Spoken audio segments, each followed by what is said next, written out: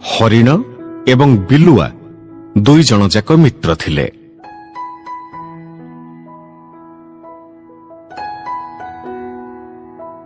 ଦୁହେଁ ସାଙ୍ଗ ହେଇ ଚରାବୁଲା କରୁଥିଲେ ଆଉ ସାଙ୍ଗ ହେଇ ବି ଖେଳୁଥିଲେ।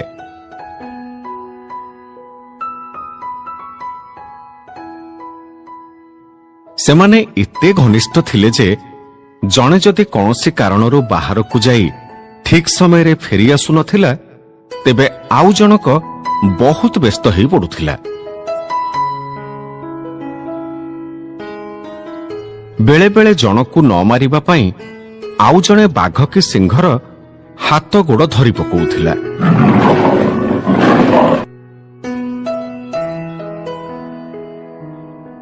ଦୁହିଁଙ୍କର ମିତ୍ରତା ଦେଖି ବଣର ଅନ୍ୟ ପଶୁମାନେ ଈର୍ଷା କରୁଥିଲେ।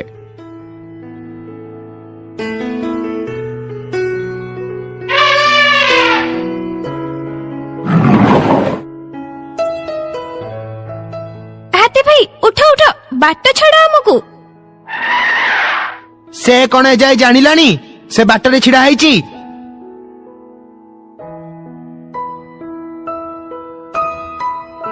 ଦେଖ ଦେଖ କେମିତି ସାଙ୍ଗ ହେଇ ଖେଳୁଛନ୍ତି, ସତରେ ଯେମିତି ମା ପେଟର ଦି ଭାଇ।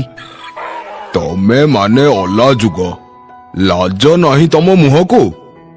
ଆରେ ଏମିତି ସାଙ୍ଗ ଆମେ ବହୁତ ଦେଖିଛୁ।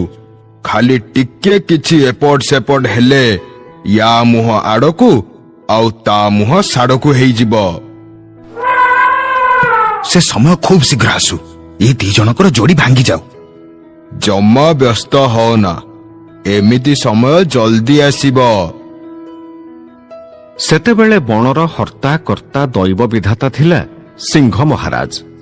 ସେ ଥିଲା କ୍ଷଣକୋପୀ। ବଣରେ ଭାଲୁ ଏବଂ ଠେକୁଆର ଅନେକ ଦିନ ଧରି କଳି ଲାଗି ରହିଥିଲା।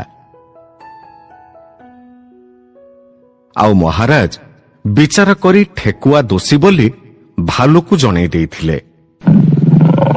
ନ୍ୟାୟ ଅନୁସାରେ ଭାଲୁ ଘରେ ଠେକୁଆ ମାସଟେ ଯାକ ପାଣି ଯୋଗେଇବାର ଥିଲା। ହେଲେ ଠେକୁଆ ମହାରାଜାଙ୍କର ଏ ସର୍ତ୍ତରେ ରାଜି ହେଲା ନାହିଁ। ସେଥିପାଇଁ ସିଂହ ମହାରାଜ ତା ଉପରେ ରାଗି ଯାଇଥିଲେ। ଆଉ ଠେକୁଆ ଥିଲା ବହୁତ ବଦମାସ। ଏଇଟା ଅନ୍ୟାୟ ମହାରାଜ, ଅବିଚାର। ଆପଣ ଏମିତି କରିପାରିବେନି। ମୁଁ ଯଦି ଭାଲୁକୁ ମାସେ ଧରି ପାଣି ଯୋଗେଇବି ତାହେଲେ ମୋ ଦେହ ଖରାପ ହେଇଯିବ। ଭାଲୁର କ୍ଷତି କରିବା ସମୟରେ ଏକଥା ଚିନ୍ତା କରିନଥିଲୁ?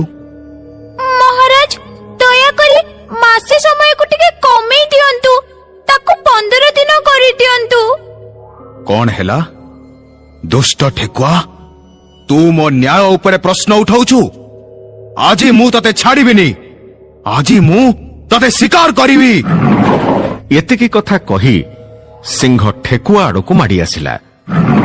ଆଉ ଠେକୁଆ ଜୀବନ ବିକଳରେ ଦୌଡ଼ିବାକୁ ଲାଗିଲା।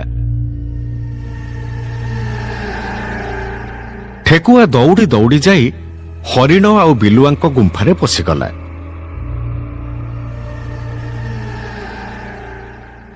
ସିଂହ କିନ୍ତୁ ସେ ଗୁମ୍ଫା ଭିତରକୁ ପଶି ପାରିଲାନି। ସେ ଗୁମ୍ଫା ବାହାରେ ଠେକୁଆକୁ ଅପେକ୍ଷା କଲା। ଆଉ ଏପଟେ ଠେକୁଆ ଗୁମ୍ଫା ଭିତରେ ପଶିଯିବା ପରେ ଦେଖିଲା ଯେ ଗୁମ୍ଫା ଭିତରେ କେବଳ ବିଲୁଆ ଅଛି।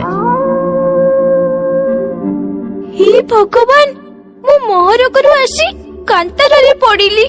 କଣ କରିବି ଏବେ? ଆରେ ବା, ମୁଁ ଶିକାର କରିବାକୁ ତ ଯାଇନି, ହେଲେ ଶିକାର ଆପେ ଆପେ ଆସି ମୋ ପାଖରେ ପହଞ୍ଚିଗଲା। ହଠାତ୍ ଠେକୁଆ ମୁଣ୍ଡକୁ ବୁଦ୍ଧିଟିଏ ଜୁଟିଲା। ସେ ଚିନ୍ତା କଲା, ହରିଣ ତ ଏଠି ନାହିଁ, ତେଣୁ ହରିଣ ନାଁରେ କିଛି ଗୋଟେ କହି ସେ ପାର ହେଇଯିବ। ଆଉ ଯେମିତି ସିଂହ ତା ଜାଗାରେ ବିଲୁଆକୁ ଖାଇଦବ। ଆରେ ବିଲୁଆ ଭାଇ, ଜାଣିଛ କଣ ହେଇଛି? କଣ? ତମେ ତ ଏଠି ଆରାମରେ ବସିଛ, ହେଲେ ସେପଟେ ତମ ସାଙ୍ଗ ହରିଣ ବଡ ବିପଦରେ ପଡିଛି।